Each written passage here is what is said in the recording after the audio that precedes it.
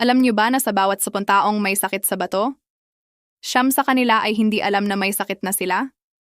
Walang sakit, walang pamamaga, walang anumang senyales? Tuwing umaga, tinitingnan ninyo sa salamin ang mukha ninyo, mukhang normal lang, pakiramdam ay malakas pa rin, nakakagalaw ng maayos, nakakakain, at nakakatulog ng mahimbing.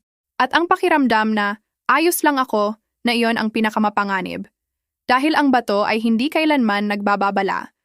Ito ay unti-unting humihina ng tahimik sa loob ng maraming taon. Kapag naramdaman nyo na ang pagod, pamamaga ng paa, o pagbabago ng kulay ng ihi, malaki na ang nawala sa bato. Hindi na ito mababawi. Hindi na kailanman. Ako po si Dr. Jose Reyes. Mahigit 10 taon na akong nasa larangan ng sakit sa bato at daanan ng ihi. Nakita ko na ang napakaraming lolo't lola na pumapasok sa klinika na may iisang tanong. Doktor, mabuti naman ang pamumuhay ko. Bakit humina ang bato ko? Ngayon, sasabihin ko sa inyo ang bagay na bihirang ipaliwanag ng mga doktor sa loob ng 10 minutong konsultasyon. Ang unang inuming iniinom nyo tuwing umaga ang maaaring magdetermina kung gaano pa katagal mananatiling malusog ang inyong bato. May 4 na uri ng inuming pang umaga. 4 lang, mura, madaling gawin, walang kailangang gamot, walang kailangang lumayo. Ngunit karamihan sa inyo ay hindi pa naririnig ang lahat ng 4. At ang ikatlo ay tiyak na magugulat kayo. Iyan ang pangako ko. Pero bago ko sabihin ang 4 na iyon, kailangan ninyong maunawaan muna kung ano talaga ang nangyayari sa loob ng katawan nyo tuwing gising kayo sa umaga. Dahil kung hindi nyo naiintindihan ang ugat, ang 4 na inumin ay magiging payo lang na maririnig at makakalimutan. Marami ang akala na ang sakit ay parang nasira o hindi nasira, may sakit o wala. Pero ang sakit sa bato ay hindi ganoon. Maaaring 60% o 50% na lang ang gumagana ng inyong bato, pero normal pa rin kayong kumakain, natutulog, namimili sa palengke, at naghahatid ng apo sa eskwela tuwing umaga. Iyan ang pinaka nakakatakot sa sakit na ito. Hindi ito sumasakit hanggang sa huli na. Gusto kong isipin ninyo ito. Araw-araw, ang 2 bato ay kailangang salain ang humigit kumulang 200 litro ng dugo, alisin ang mga lason, dumi, natapos na gamot, at sobrang asin. Kasabay nito, pinapanatili nito ang presyon ng dugo, tumutulong sa paggawa ng dugo, at nagpapanatiling malakas ang buto. Hindi ito simpleng filter bag, kundi isa sa pinakamatisinalin sa Filipino. Alam niyo ba na sa bawat 10 taong may sakit sa bato, siyam sa kanila ay hindi alam na may sakit na sila? Walang sakit, walang pamamaga, walang anumang senyales? Tuwing umaga, tinitingnan ninyo sa salamin ang mukha ninyo, mukhang normal lang, pakiramdam ay malakas pa rin, nakakagalaw ng maayos, nakakakain, at nakakatulog ng mahimbing. At ang pakiramdam na, ayos lang ako, na iyon ang pinakamapanganib. Dahil ang bato ay hindi kailanman nagbababala. Ito ay unti-unting humihina ng tahimik sa loob ng maraming taon. Kapag naramdaman nyo na ang pagod, pamamaga ng paa, o pagbabago ng kulay ng ihi, malaki na ang nawala sa bato. Hindi na ito mababawi. Hindi na kailanman. Ako po si Dr. Jose Reyes. Mahigit 10 taon na akong nasa larangan ng sakit sa bato at daanan ng ihi. Nakita ko na ang napakaraming lolo't lola na pumapasok sa klinika na may iisang tanong. Doktor, mabuti naman ang pamumuhay ko. Bakit humina ang bato ko?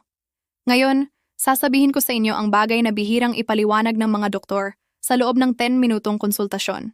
Ang unang inuming iniinom nyo tuwing umaga ang maaaring magdetermina kung gaano pa katagal mananatiling malusog ang inyong bato. May 4 na uri ng inuming pang umaga. 4 lang, mura, madaling gawin, walang kailangang gamot, walang kailangang lumayo. Ngunit karamihan sa inyo ay hindi pa naririnig ang lahat ng 4. At ang ikatlo ay tiyak na magugulat kayo. Iyan ang pangako ko. Pero bago ko sabihin ang 4 na iyon, kailangan ninyong maunawaan muna kung ano talaga ang nangyayari sa loob ng katawan nyo tuwing gising kayo sa umaga. Dahil kung hindi nyo naiintindihan ang ugat, ang 4 na inumin ay magiging payo lang na maririnig at makakalimutan. Marami ang akala na ang sakit ay parang nasira o hindi nasira, may sakit o wala. Pero ang sakit sa bato ay hindi ganoon. Maaaring 60% o 50% na lang ang gumagana ng inyong bato, pero normal pa rin kayong kumakain, natutulog, namimili sa palengke, at naghahatid ng apo sa eskwela tuwing umaga. Iyan ang pinaka nakakatakot sa sakit na ito. Hindi ito sumasakit hanggang sa huli na. Gusto kong isipin ninyo ito. Araw-araw, ang dalawang bato ay kailangang salain ang humigit kumulang 200 litro ng dugo, alisin ang mga lason, dumi, natapos na gamot, at sobrang asin. Kasabay nito, pinapanatili nito ang presyo ng dugo, tumutulong sa paggawa ng dugo, at nagpapanatiling malakas ang buto. Hindi ito simpleng filter bag, kundi isa sa pinakamatinding organong nagtatrabaho nang walang tigil sa katawan.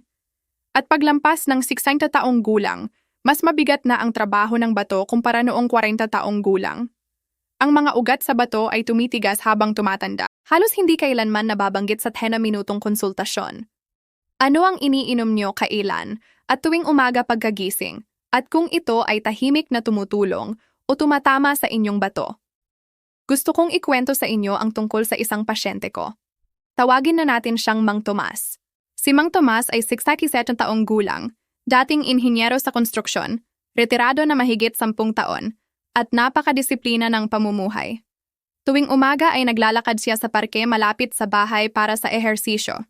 Maingat siyang kumakain, luto sa bahay, iwas sa maalat dahil sa bilin ng doktor sa puso para sa presyon, at hindi nalalampasan ng gamot. Sa lahat ng aspeto, si Mang Tomas ay huwaran ng mabuting pamumuhay. Pumunta siya sa akin matapos ang regular na check-up.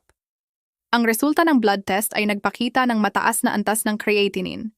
Simple lang, ito ang numero na nagpapakita kung gaano kahusay magsalain ng bato. Sobrang taas ng bilang niya.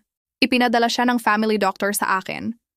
Nang suriin ko ng mabuti ang function ng bato ni Mang Tomas, 54% na lang ang natitira. Sa edad niya, dapat ay higit sa 75%. Pumasok na siya sa stage 3 ng chronic kidney disease nang hindi niya alam. Tinanong ko siya ng detalyado tungkol sa araw-araw niyang gawain. Ano ang kinakain? Ilang oras natutulog? Paano gumagalaw? Tapos tinanong ko ang bihirang tanungin ng doktor.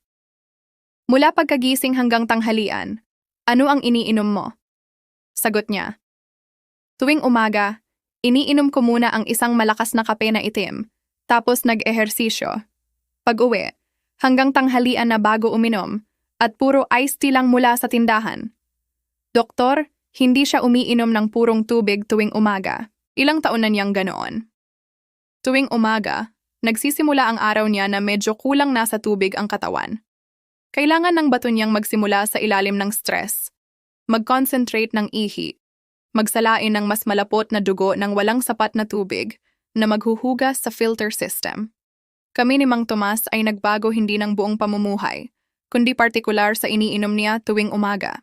Pagkalipas ng 6 na buwan, naging stable ang creatinine niya. Hindi na lumalala ang kakayahan ng bato.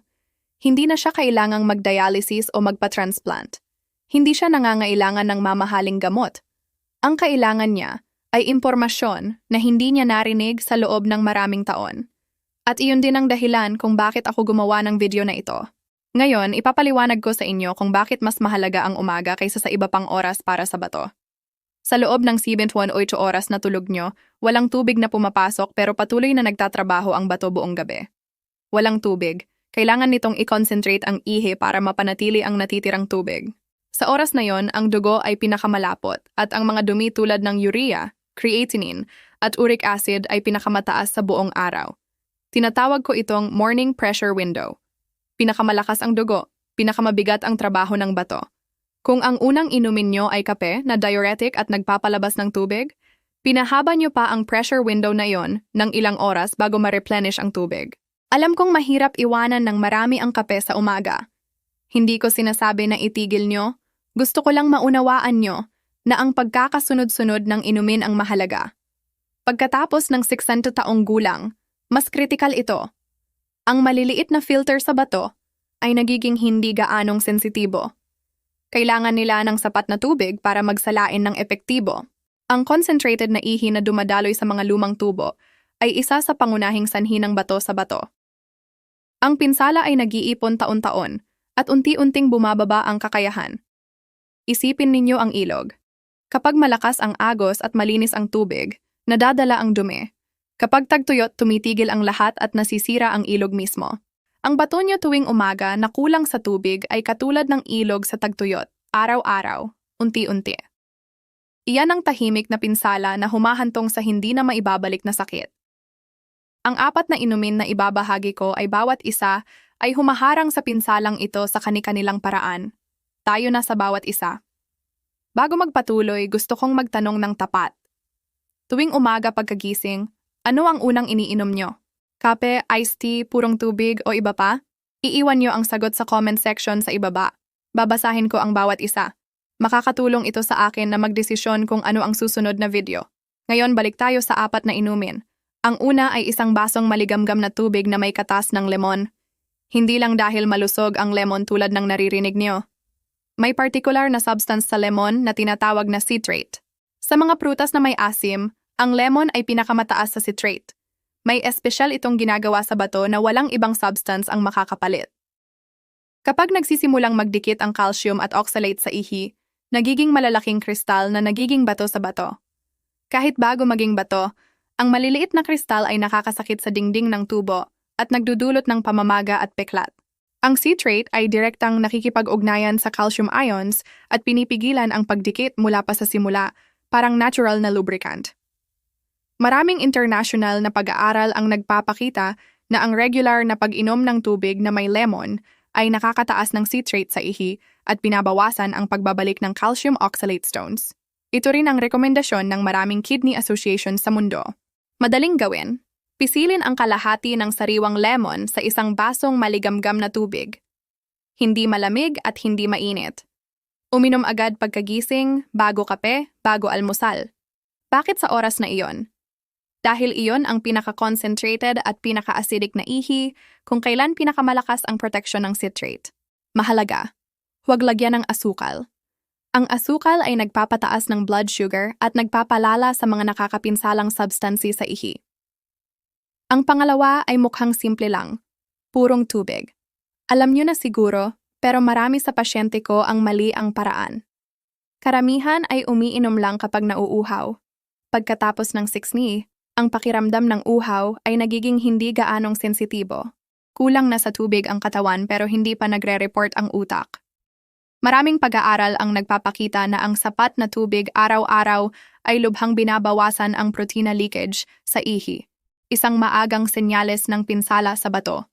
Isa, pang pag-aaral sa mga may chronic kidney disease ay nagpapakita na ang tamang pag-inom ng tubig ay nakakabawas sa posibilidad na umabot sa end stage. Agad pagkatapos ng lemon water, uminom ng isang punong baso, mga 250 ml na purong tubig bago gawin ang kahit ano pa. Hindi sip-sip kundi isang buong baso. Ito ay agad nagre-replenish sa dugo, nagpapalabnaw sa ihi, naghuhugas sa dumi mula sa gabi, at binabawasan ng stress sa bato sa loob ng 20-30 minuto. Madaling tseke. Tingnan ang unang ihi sa araw. Pagkatapos ng 2 linggo ng tamang gawain, dapat maging mapusyaw na dilaw hanggang halos malinaw na ang ihi. Ang madilim na dilaw tuwing umaga ay senyales na sobra ang trabaho ng bato. Ang pangatlo ang pinakanagulat sa marami at may pinakamatibay na siyentipikong batayan, green tea. Naglalaman ito ng catechins, lalo na ang EGCG. Ito ang ginagawa na hindi magagawa ng iba pang karaniwang inumin. Pinipigilan nito mula sa simula ang pagbuo ng mineral crystals sa loob ng tubo ng bato. Pinipigilan din nito ang pagdikit ng mga kristal sa dingding na siyang sanhi ng peklat. Bukod sa bato, ang anti-inflammatory effect nito ay nakakatulong laban sa tahimik na pamamaga na nagiging sanhi ng paghina ng bato sa pagtanda. May mga pag-aaral na nag-uugnay ng regular na green tea sa mas magandang kidney function sa mahabang panahon. Mahalaga. Gumamit ng fresh loose leaf green tea. Walang asukal. Hindi yung bottled o instant na may idinagdag na asukal at kaunti ng natitirang catechins. Huwag gumamit ng masyadong mainit na tubig, mga 80 degrees. Isang baso pagkatapos ng tubig 1 beses sa isang araw ay sapat. 2 ay okay, pero higit pa ay maaaring mabawasan ang benepisyo dahil sa caffeine. Ang pang-4 ay cranberry juice, namumunga na sa maraming supermarket. Kilala ito sa pagiging mabuti sa daanan ng ihi. May proanthocyanidins, PAX. Ito na hindi pumapatay ng bakterya kundi ginagawang madulas ang lining ng urinary tract, kaya hindi makakadikit ang bakterya, lalo na ang E. coli. Bakit mahalaga sa bato? Dahil ang paulit-ulit na impeksyon sa daanan ng ihi, lalo na sa matatanda, ay madalas na nakakaligtaan pero nagdudulot ng malaking pinsala sa bato. Ang impeksyon ay maaaring umakyat sa bato at mag-iwan ng permanenteng peklat. Maraming malalaking pag-aaral ang nagkukumpirma na ang cranberry products ay nakakabawas sa pag-ulit ng urinary tract infections, lalo na sa mga babae na lampas 60 taong gulang. Gamitin ang pure unsweetened cranberry juice. Huwag yung sweetened or flavored na puno ng asukal. Paghaluin ang 60 ml pure juice sa 180 ml tubig. Sapatos ito para sa pangangailangan ng hindi sobra sa asukal o potassium. Kung may stage 3 o higit pa na sakit sa bato, kumonsulta muna sa inyong doktor dahil sa potassium content. Pagkalipas ng 8 buwan, bumalik si Mang Thomas. Mula 54% ay naging 61% ang kidney function. Hindi miraculous recovery, pero malaking pag-unlad. Bumaba ang creatinine, normal na ang protina sa ihay. Hindi na siya patungo sa dialysis kundi papunta sa mas mabuti. Ang unang sinabi niya, "Doktor, ilang dekada na akong gumigising ng maaga. Pero ngayon lang may nagsabi sa akin na ang unang 30 minuto pagkagising ay sobrang importante." Magagamit niya ang 4 na inuming ito sa buong buhay niya ng mura, walang gamot, walang side effects. Ngayon, para madaling tandaan, maligamgam na tubig na may lemon, kalahati, walang asukal. Una, bago kape. 1 punong basong purong tubig. 1 basong fresh green tea, walang asukal. Diluted pure cranberry juice. Walang kailangang reseta, mura lang, at lahat ay may siyentipikong batayan. Tanong ko sa inyo, sa 4 na ito, alin ang iniinom nyo na at alin ang pinakanagulat sa inyo? I-comment sa ibaba. Kung nakatulong ito, i-share nyo sa isang mahal ninyo na lampas 60 taong gulang. Baka hindi pa niya naiisip ang iniinom niya sa unang 30 minuto pagkagising. Sundan ang channel para sa susunod na video tungkol sa mga karaniwang gamot na maaaring nakakasama sa bato. Panghuli, lahat ng ito ay batay sa mga pag-aaral at karanasan, pero iba-iba ang katawan. Kung may existing na sakit sa bato, konsultahin ang inyong doktor. Ingat sa inyong bato na tahimik na nagtatrabaho araw-araw. Kita-kits sa susunod na video.